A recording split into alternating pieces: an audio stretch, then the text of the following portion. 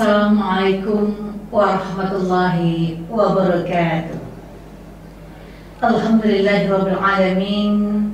Arsala rasulahu bil huda wa dinil haqq liyuzhirahu 'ala ad-dini kullihi walau karihal kafirun.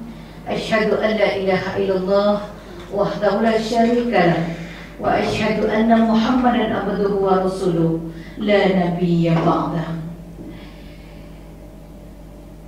Para pemirsa dimanapun saja berada, kaum muslimah, para remaja putri, dan bapak ibu haji tuan dan puan yang kami muliakan.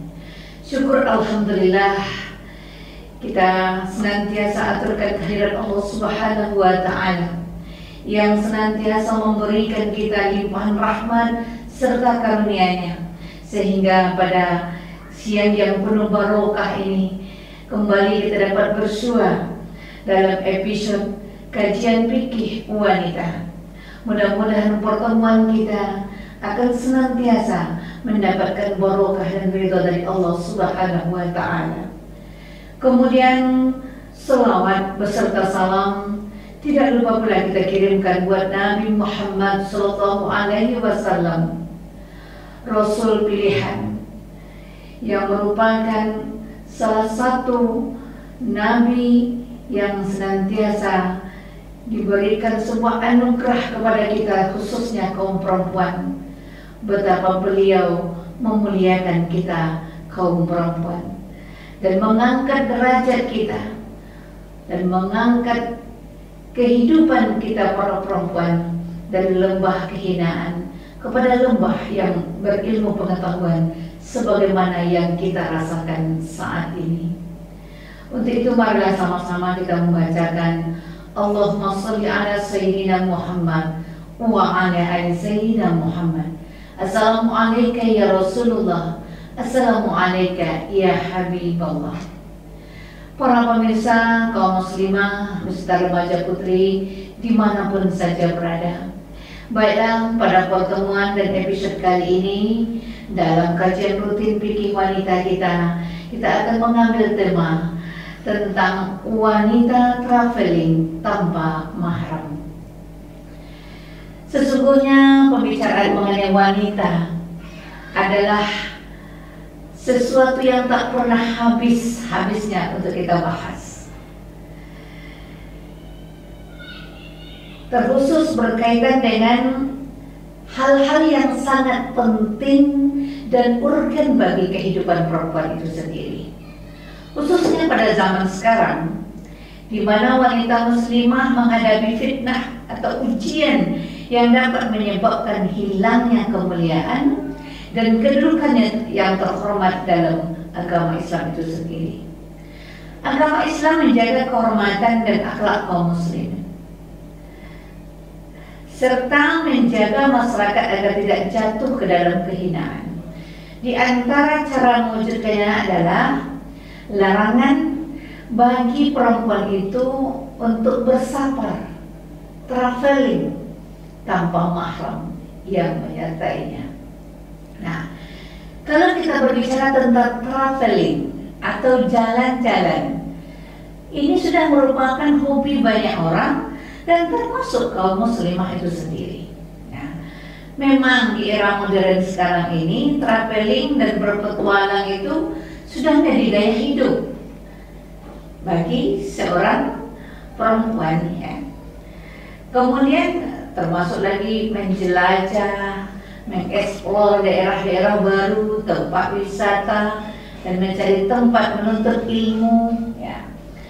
Sekarang kan orang untuk belajar itu tidak hanya berada di kotanya saja, tapi justru pergi ke kota lain, bahkan ada yang menuntut ilmu itu ke negara lain.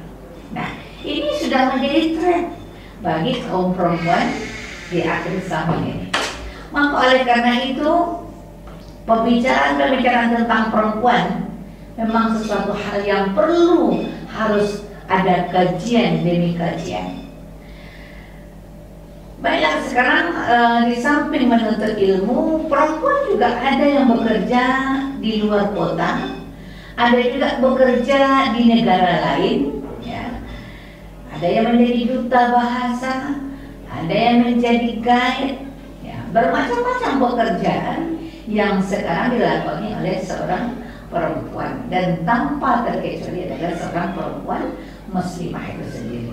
Nah, hari ini kita akan berbicara tentang berpergian. Nah, berpergian itu adalah suatu kegiatan yang hampir tidak bisa dihindari oleh semua orang, baik berpergian jarak jauh, jarak dekat maupun jarak jauh, yang memerlukan waktu kadang-kadang berhari-hari, berminggu-minggu, bahkan kadang-kadang dilakukan ini untuk kegiatan ibadah, ya, seperti berangkat ibadah umroh, ibadah haji, berangkat dalam kegiatan sosial, ya.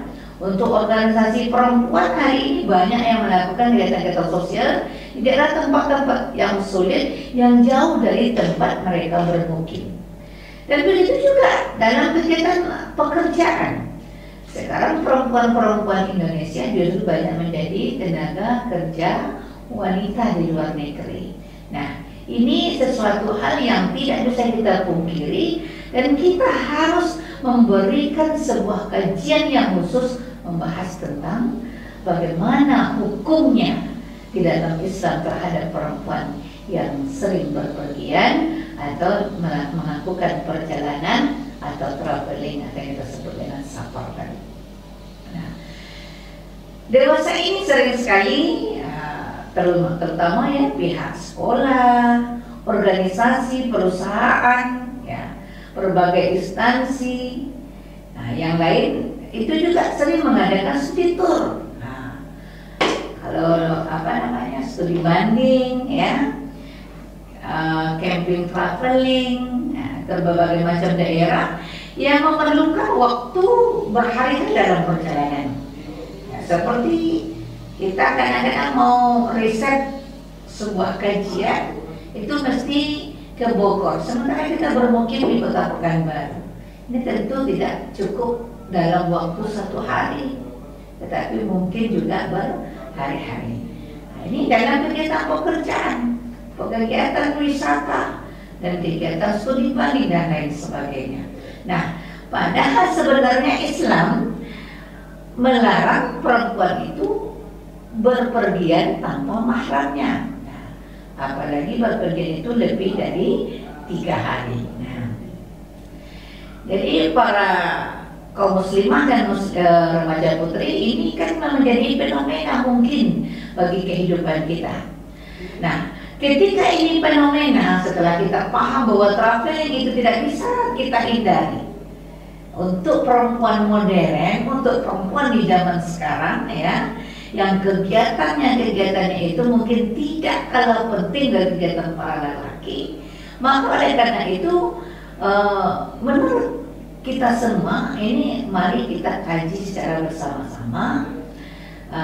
Kita mungkin nanti bahas secara detail bagaimana sih sebenarnya di zaman Rasulullah, bagaimana perempuan itu keberadaannya ketika mereka itu berpergian tanpa mahramnya. Ya. Sedikit kita mungkin melihat sebuah sejarah. Ketika dulu Rasulullah SAW melakukan bepergian lewat laut, darat, atau berperang, beliau selalu mendapatkan pendampingan dari para sahabat. Nah, sahabat yang dimaksud itu tidak hanya dari kalangan laki-laki, tapi juga ada dari kalangan wanita. Nah, wanita-wanita pemberani kala itu, ya, yang mereka rela merelakan nyawanya bahkan demi melindungi Rasulullah SAW. Lalu apa tugas wanita kala itu? Tugas wanita kala itu ketika ikut berperang dengan Rasulullah, ya, mereka ini adalah bagian logistik, medis, ya, untuk keperluan-keperluan, ya, seperti di dapur, ya, logistik tadi itu ditangani oleh perempuan. Menurut kita berarti pada saat itu, saat perang pun perempuan ikut bersama Rasulullah, berarti saat itu juga ada perempuan yang berpergian. Nah, jadi Mungkin ini perlu menjadi sebuah catatan bagi kita perempuan tentang hukum dari berpergian atau safar yang tanpa mahram ini. Nah, para kaum muslimah dan remaja putri dimanapun saja berada, maka oleh karena itu sebelum kita bahas sedetil-detilnya ya, yang berkenaan dengan perjalanan perempuan itu yang melewati dari 3 hari perjalanan. Nah, ini bagaimana terlebih dahulu kita akan sampaikan dan kita akan kupas dulu tentang hadis-hadis tentang larangan wanita safar tanpa mahram. Nanti kita akan menjadikan sebuah dasar apa yang dimaksud oleh beliau atau Rasulullah SAW terhadap hadis-hadis yang dia kemukakan tentang larangan perempuan ini tanpa mahram ini ketika mereka berpergian. Yang pertama, ya sama kita ketahui ini adalah hadis Ibnu Abbas radhiyallahu anhu. Dia berkata, Nabi sallallahu alaihi wasallam bersabda, la tusafiril mar'atu illa ma'azi mahramin wa la yadkhulu 'alaiha rajulun illa wa ma'a mahramun. Faqala rajulu ya Rasulullah inni uridu an ukhruja fi jaisi kaza wa kaza wa imra'ati turidul hajja faqala akhruj ma'aha. Kata Rasulullah, janganlah wanita berpergian jauh kecuali bersama dengan mahramnya. Dan jangan pula laki-laki menemui wanita melainkan ketika bertemu itu wanita bersama mahramnya. Nah, ini ada 2 nanti akan kita bahas. Maka seseorang berkata, wahai Rasulullah SAW, sesungguhnya aku ingin pergi mengikuti perang anu dan anu, sedangkan istriku ingin menunaikan ibadah haji. Lalu beliau bersabda, keluarlah, pergilah engkau berhaji bersama istrimu. Nah, itu yang disampaikan oleh Rasulullah SAW ketika itu. Maka mendampingi istri itu lebih baik daripada engkau ikut berperang bersamaku. Begitulah yang disampaikan oleh Rasulullah. Lalu yang kita lihat lagi, ya, yang pertama tadi ada larangan la tusafirin al-mar'atu ila ma'azi mahramun. Jangan wanita itu safar berpergian jauh kecuali dengan mahramnya. Berarti nyata kala itu Rasulullah SAW melarang perempuan itu untuk berpergian tanpa ada mahramnya. Kemudian yang kedua, jangan pula ada laki-laki menemui seorang perempuan yang perempuan itu tanpa ditemani oleh mahramnya. Ini juga tidak dibenarkan. Umpamanya mungkin ada meeting ya, ada pertemuan. Pertemuan itu adalah dalam bentuk atau mungkin satu perempuan itu tidak ditemani oleh mahramnya atau tidak ada orang lain, hanya sendirian. Maka ini juga dilarang oleh Rasulullah laki-laki untuk bertemu dengan perempuan yang tanpa ditemani mahramnya. Kemudian yang ketiga ini, ini jelas bagi kita bahwa ketika seorang bertanya kepada Rasulullah, ketika itu aku ingin berangkat perang bersama Rasulullah. Perang ini. Tapi kata di samping itu dia bilang bahwa istrinya ingin berhaji, maka Rasulullah lebih mengutamakan suaminya itu ikut berhaji bersama istrinya, berarti ingin mendampingi istrinya agar istrinya bermahram untuk berangkat ibadah haji daripada ikut berperang bersama Rasulullah SAW. Nah, ini kita dapati dalam hadis yang diriwayatkan oleh Imam Bukhari, Muslim dan Ahmad. Ya, ini berarti hadisnya jelas. Kemudian hadis yang kedua, ini masih tentang larangan, la tusafiril mar'atu salasa illa ma'azi mahramun.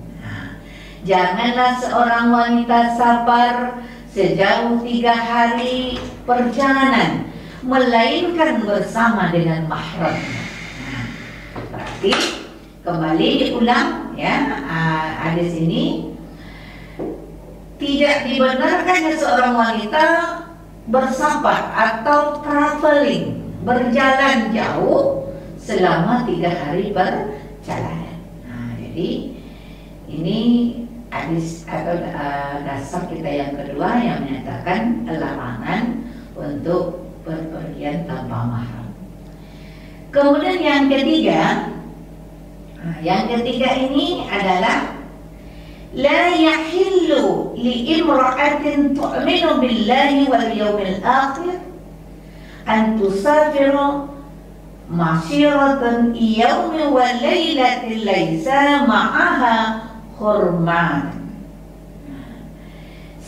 Tidak halal atau tidak boleh bagi seorang wanita yang beriman kepada Allah dan hari akhir safar sejauh sehari semalam perjalanan dengan tanpa mahram yang menyertainya. Ini hadis Imam Bukhari juga yang terdapat di dalam buku Fathul Bari jilid 2. Jadi diriwayatkan juga oleh Muslim, diriwayatkan juga oleh Ahmad.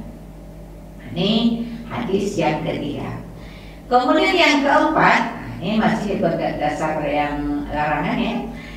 Dari Qaz'ah Maula Ziyad berkata, aku mendengar Abu Sa'id Al-Khudri radhiyallahu anhu yang telah mengikuti 12 peperangan bersama Nabi SAW. Ia berkata, 4 perkara yang aku dengar dari Rasulullah SAW yang membuat aku takjub dan kagum, yaitu janganlah seorang wanita safar sejauh 2 hari perjalanan tanpa disertai suami atau mahramnya. Jangan pula berpuasa pada 2 hari Idul Fitri, yaitu Idul Fitri dan Idul Adha. Jangan sholat setelah mengerjakan 2 sholat, yang setelah sholat asar sampai tenggelamnya matahari, dan setelah sholat subuh sampai terbitnya matahari. Dan janganlah berpergian jauh kecuali menuju 3 masjid: Masjidil Haram, Masjid Nabawi, dan Masjid Aqsa. Ini pula yang disampaikan oleh dari Qaz'ah Maula Ziyad tadi ya. Jadi dia juga mendapatkan perkataan Rasulullah ini dari Al-Khudri ya, radhiyallahu anhu.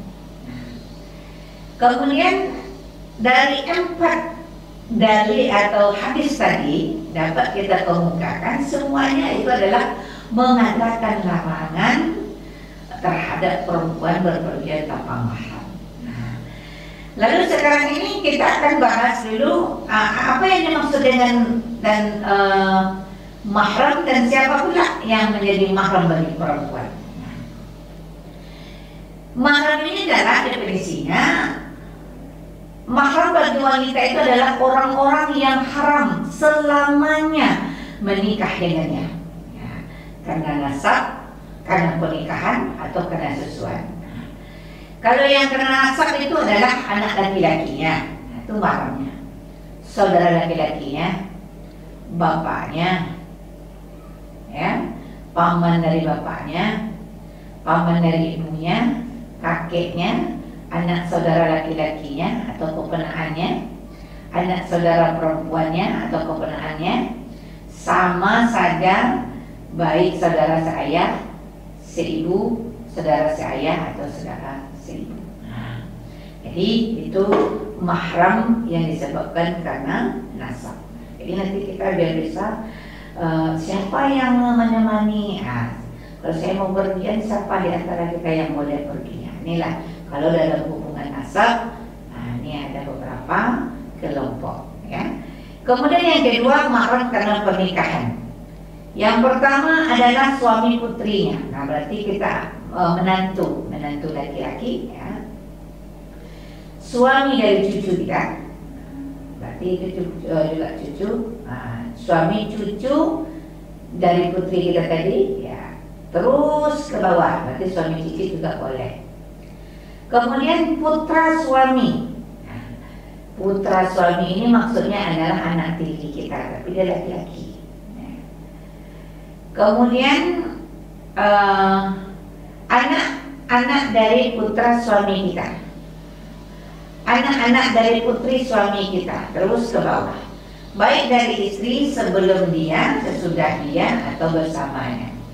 Ayah atau kakek suami. Terus ke atas, baik dari pihak ayah, suami, atau ibu suami kita. Itulah yang kita sebut mahram karena muasyarah atau karena pernikahan. Kemudian mahram karena susuan. Nah, mahram karena susuan ini sama persis ya mahram karena nasab ya, berdasarkan ya susunannya. Yang diharamkan pada penyusuan itu mengharamkan sebagian yang diharamkan karena nasab ya. Jadi inilah yang kita sebut dengan kelompok-kelompok mahram. Kemudian para pemirsa kaum muslimah dimanapun saja berada, namun setelah kita melihat secara detail ya memang kita lihat hadisnya kan sahih, sangat masyhur ya. Di kalangan ahli hadis, ahli fikih disebutkan bahwa Rasulullah tetap melarang wanita untuk berpergian di atas 3 hari tanpa disertai mahramnya ya. Sebagaimana tadi hadis yang sudah kita kemukakan sebelumnya. Kemudian kaum muslimah berserta remaja putri dimanapun saja berada, hadis ini oleh sebagian kalangan ulama atau muslim dijadikan dasar bagi perempuan itu tidak boleh keluar rumah atau tidak boleh meninggalkan rumah, tidak boleh apalagi berpergian jauh ya, meninggalkan rumah dia tanpa seizin suami juga tidak dibenarkan. Namun sebagian kalangan seperti Yusuf Al-Qaradawi menuturkan hadis tersebut tidaklah dapat dipahami secara lafzi saja kasual, melainkan dengan mempertimbangkan ilat atau alasan pelarangannya. Jadi oleh karena itu tidaklah menurut Yusuf Al-Qaradawi ini hadis ini mungkin secara umum melarang tanpa melihat ilat atau alasan pelarangannya. Nah, baiklah, berikut kita akan perhatikan adapun alasan pelarangan tersebut adalah tidak adanya jaminan keamanan atau mungkin terjadinya kekhawatiran timbulnya fitnah pada saat perjalanan dilakukan. Nah, ini mungkin kita ambil satu sampel ya. Seperti kalaulah seorang perempuan itu berjalan dalam kondisi perang atau kondisi negara tidak aman atau musim tertentu yang mungkin kita dilarang untuk keluar dari negeri atau dari kampung kita. Nah, apabila kondisi seperti itu, maka akan berlakulah dalil-dalil yang kita sampaikan tadi. Begitu juga jika seandainya perempuan itu berangkat dengan sendirian, lalu tidak ada diiringi dengan mahramnya dan tidak lagi didampingi oleh sahabat-sahabat perempuannya, ini akan dikhawatirkan timbulnya fitnah. Nah, timbul fitnah dalam perjalanan ya namanya kita berangkat sendiri, tentu banyak dugaan atau prasangka yang buruk terhadap diri kita karena kita melakukan perjalanan sendiri. Nah, ini yang perlu kita bahas ya kalau kita lihat situasi di zaman sekarang ini. Kemudian hal ini mungkin saja terjadi karena ketika seseorang yang ingin berpergian jauh, maka dia harus melewati tempat-tempat yang berbahaya. Ya. Kemudian tadi seperti negeri-negeri yang tidak aman, ya, sehingga memungkinkanlah atau sehingga kemungkinan akan terjadi hal yang tidak kita inginkan terhadap perempuan itu sendiri. Ya, seperti tadi kan, kalau timbul fitnah kan maaf, kalau seandainya dia melakukan atau berbuat tidak menjaga kehormatan dirinya, maka ini kan dikhawatirkan oleh mahramnya. Begitu juga kalau negeri tidak aman, maka juga akan dikhawatirkan oleh para keluarganya. Nah, ini yang perlu kita jelaskan. Dengan demikian, maka dapat dipahami larangan berpergian bagi perempuan tidaklah bersifat mutlak tanpa ada alasan ilat, dan perlu diketahui secara hukum sangat bergantung kepada ilatnya. Bila ilat itu tidak ada, maka hukumnya juga terhapus atau tidak berlaku. Nah, dalam hal inilah bila wanita bersama-sama dengan temannya yang dapat menghilangkan ilat tadi atau yang dapat menghilangkan fitnah contohnya, maka ketika itu agama tidak melarangnya. Nah, contoh, seorang perempuan pergi menuntut ilmu dan dia berangkat dari Indonesia atau berangkat dari kotanya, dia bersama perempuan-perempuan yang dipercaya oleh keluarganya dan diamanahkan kepada mereka para perempuan yang ditemaninya, saling menjaga mereka, maka ini dibenarkan. Dia tidak ada lagi bahwa agama itu untuk melarangnya. Nah, begitu juga ketika seorang perempuan itu pergi menuntut ilmu di negeri atau di negara lain. Nah, ini biasanya itu kan keberangkatan, seperti sekarang kan udah tren ya bagi perempuan-perempuan untuk menuntut ilmu seperti kayak Mesir ya. Kemudian di negeri-negeri Timur Tengah lainnya, bahkan di negeri Barat sekalipun, di Australia, di China, banyak saudara-saudara kita perempuan yang pergi menuntut ilmu. Yang diberangkatkan dari Indonesia tentu berkelompok-kelompok ya. Jadi ada yang kelompoknya akhwat, ada kelompoknya ikhwan. Nah, untuk keselamatan atau untuk terhindarnya fitnah dari perempuan itu sendiri dan untuk menjaga keamanan bagi perempuan itu sendiri, maka kadang-kadang ditunjuklah salah satu ketua rombongan untuk melindungi perempuan itu sampai sana. Tapi ini dalam catatan ada memang beberapa negara yang mengizinkan perempuan itu berangkat tanpa mahram. Walaupun mungkin kita ketahui seperti di negara Timur Tengah itu tidak semuanya negara-negara yang bisa menerima siswi mahasiswi untuk belajar di negerinya karena tanpa mahram tadi.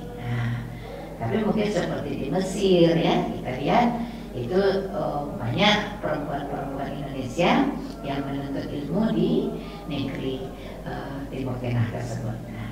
Lalu kita mungkin melihat pula situasi kondisi hari ini yang dimana para perempuan banyak yang menjadi mutawifah untuk keberangkatan ibadah umroh. Nah, ini juga mungkin kalau dalam kondisi negara aman itu kan berangkat bersama jamaah lainnya, bersama-sama dari Indonesia.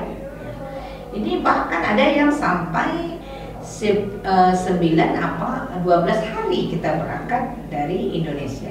Nah, ini juga tidak bisa kita pungkiri perjalanan-perjalanan yang dilakukan oleh para perempuan. Maka ini menurut M. Quraisyihab, berpergian ke luar negeri pun demikian halnya. Saat ini banyak para ulama yang membolehkan kepergian wanita tanpa mahram untuk melakukan ibadah umroh. Nah, selama adanya wanita-wanita lain yang dipercaya bersamanya. Bahkan sebagian ulama membenarkan walau yang menemaninya hanya seorang wanita yang dipercaya, ataupun tanpa ada wanita yang menyertainya selama ilat atau alasan pelarangan atau kekhawatiran tidak terjadi. Nah, akan tetapi seperti saat ini kan dalam keadaan COVID-19. Dalam COVID-19 ini berarti kita tidak terjamin keamanan untuk berangkat. Maka terjadilah pelarangan bagi untuk jamaah terutama untuk perempuan untuk berangkat. Karena selama ilat itu alasan pelarangan itu tidak terjadi, maka tidak ada masalah. Sekarang justru negeri atau mungkin tidak aman untuk melakukan perjalanan. Nah, ini berkenaan dengan berangkat umroh. Nah, lalu bagaimana pula dengan bepergian studi tour, piknik, riset, ya, bekerja dalam rangka dinas luar kota. Nah, ini kan kita tidak bisa pungkiri ini terjadi. Dan semacam yang lainnya bersama orang-orang yang terpercaya dapat saja dilakukan oleh wanita walau tanpa disertai mahramnya. Nah, jadi para kaum muslimah dan remaja putri, ya mungkin ini dapat kita jadikan sebuah pijakan. Tapi tentu kita harus melihat ilat-ilat yang telah ditentukan tadi oleh para ulama agar kita tidak terjadi hal-hal yang akan menjerumuskan dan menjatuhkan martabat dan marwah perempuan itu sendiri. Nah, seperti saat ini kita lihat ya, setiap ada majelis taklim ya majelis taklim itu rata-rata semuanya perempuan. Dan mereka itu pergi studi tour atau studi banding, melakukan riset ke satu daerah lain. Ya. Berangkat dari kota Pekanbaru seperti ke Sumatera Barat, maka berkeliling dia di Sumatera Barat selama 3 hari. Hari keempat baru kembali. Nah, berarti ini sudah melakukan perjalanan yang dilewat batas yang ditentukan oleh Rasulullah. Akan tetapi keberangkatan yang pertama tadi bersama orang-orang yang terpercaya, mungkin kelompok majelis taklim, masing-masing kita sudah diizinkan oleh suaminya atau oleh pasangannya, yang mungkin yang diizinkan oleh orang tuanya, ya yang tak punya suami mungkin diizinkan oleh anak laki-lakinya, maka berangkatlah secara bersama-sama masuk dalam satu bus selama keamanan itu bisa terjamin dan tidak ada yang akan menimbulkan fitnah dan tidak pula ada keinginan untuk bertemu laki-laki lain di satu tempat, maka hal yang demikian ini dibenarkan. Nah, ini tadi hadis yang sudah kita sampaikan tadi ya. Jadi kalau kita lihat kembali dasarnya tadi ya, maka jika kita pahami hadis itu secara tekstual, kemanapun perjalanan kita tidak bisa ditempuh selama 3 hari, atau dalam masa jarak bisa menjamak sholat qashar seperti sekitar kira-kira 89 km. Dalam jarak ini seorang wanita tidak boleh melaksanakan perjalanan kecuali bersama mahramnya, ini atau bersama suaminya. Nah, ini yang dapat kita pahami secara tekstual. Tapi tadi kan kita sudah menjelaskan dari beberapa pendapat para ulama. Namun di masa sekarang para ulama berbeda pendapat apabila seorang wanita melaksanakan perjalanan karena ada hajat yang harus dia lakukan. Hajat itu misalnya tidak memungkinkan bisa ditemani oleh mahramnya atau suaminya. Seperti hari ini perempuan yang banyak bekerja sebagai tenaga kerja wanita yang dikontrak, ya, ada yang 1 tahun, ada yang 3 bulan, ada yang 6 bulan, ada bahkan ada yang 2 tahun.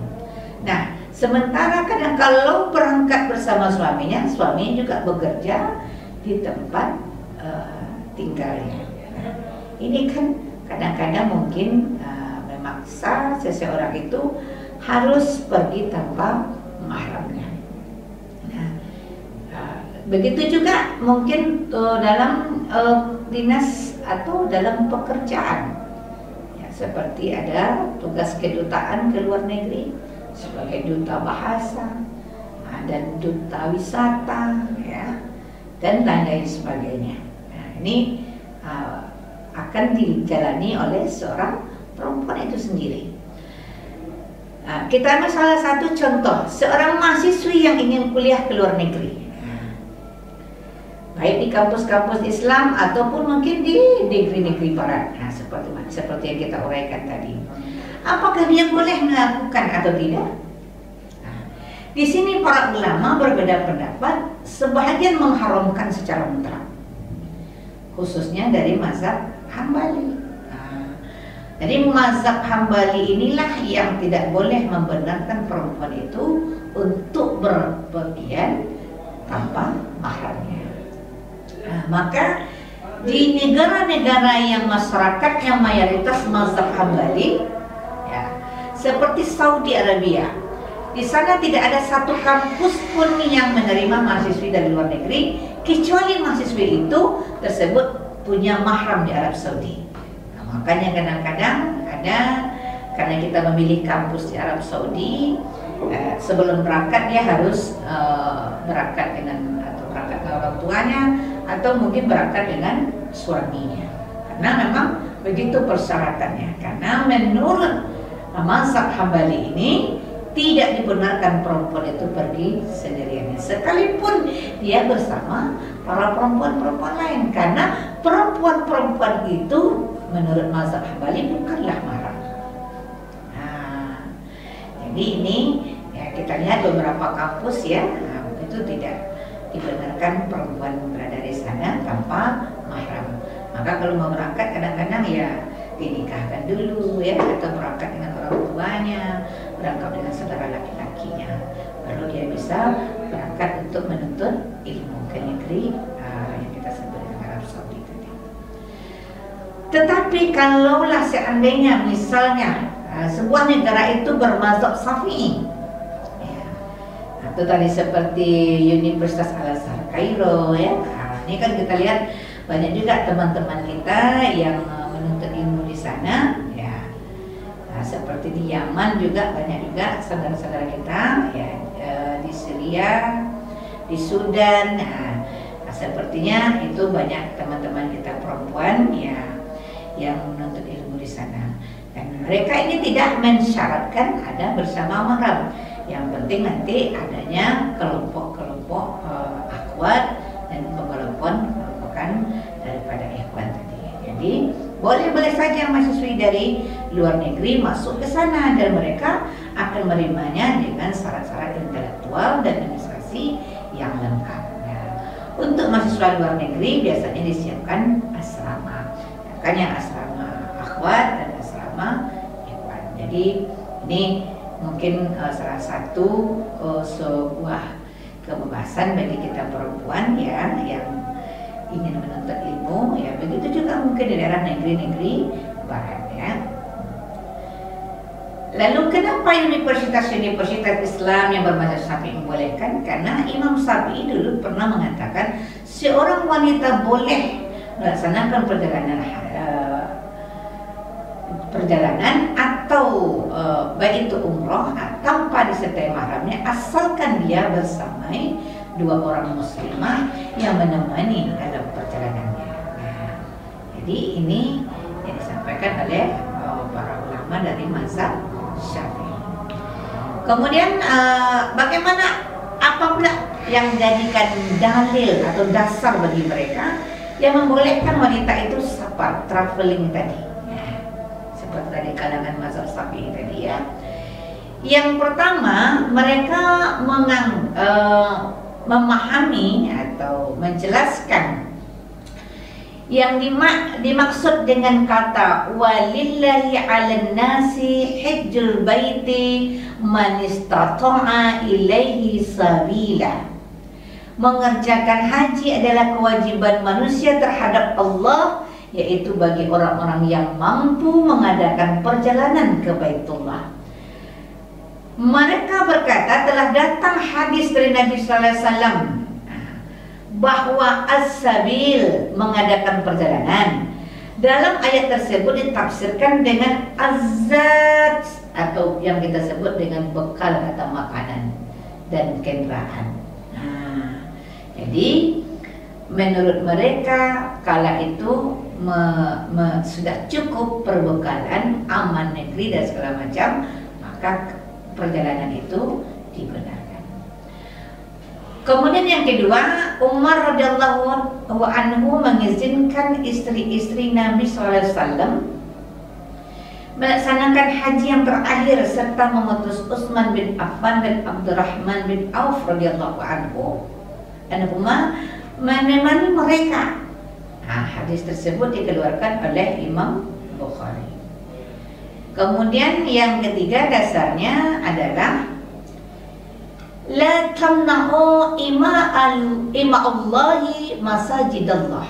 Janganlah kalian melarang hamba-hamba wanita Allah menuju ke masjid-masjid Allah.